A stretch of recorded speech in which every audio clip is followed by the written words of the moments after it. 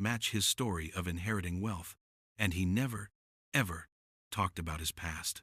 Whenever she asked about his family or where he grew up, he'd deflect with a joke or change the subject entirely. Margaret noticed these things, but she didn't know what they meant. Not yet. The town itself was unremarkable, the kind of place where everyone knew everyone else's business. Gossip spread faster than wildfire, and newcomers were always scrutinized. Thomas had arrived 6 months earlier, purchased a small property on the edge of town, and kept mostly to himself. Some folks thought he was standoffish, others thought he was just private, but there were whispers. A few people claimed they'd seen him before, somewhere else, though they couldn't remember where. One old woman swore she'd seen him flinch when a slave catcher rode through town. These were just rumors, the kind of talk that happens in every small town, but they planted seeds of doubt in Margaret's mind. 4:30. Building tension. 3 weeks before the wedding, a stranger came to town. He was a rough-looking man, mid-40s, with cold eyes and a badge that identified him as a federal marshal. He said he was passing through, looking for someone who might have come this way. He didn't give a name or description, but he asked questions.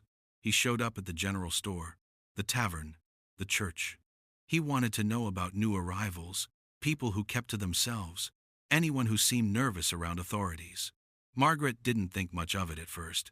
Marshals came through sometimes, looking for fugitives or investigating crimes.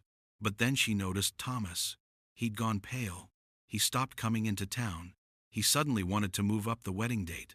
When Margaret asked why, he said he'd received word about business up north that required his immediate attention after the ceremony. It didn't make sense. Nothing about Thomas made sense anymore. Margaret started paying closer attention. She watched the way he moved, always aware of who was around him. She noticed how he never went anywhere without checking over his shoulder. One evening, she found him staring out the window long after dark, his jaw clenched, his hands balled into fists. She asked if something was wrong. He smiled and said everything was fine, but his eyes told a different story. They told a story of a man who was terrified. Then came the night that changed everything. It was 2 days before the wedding. Margaret had been staying at Thomas's house to help prepare for the ceremony, chaperoned by her aunt who slept in the next room. She couldn't sleep. The anxiety about the wedding, about Thomas, about her entire future, pressed down on her chest like a weight. She got up and wandered through the dark house, and that's when she saw it. A leather satchel, partially hidden under Thomas's bed. She shouldn't have looked. She knew that.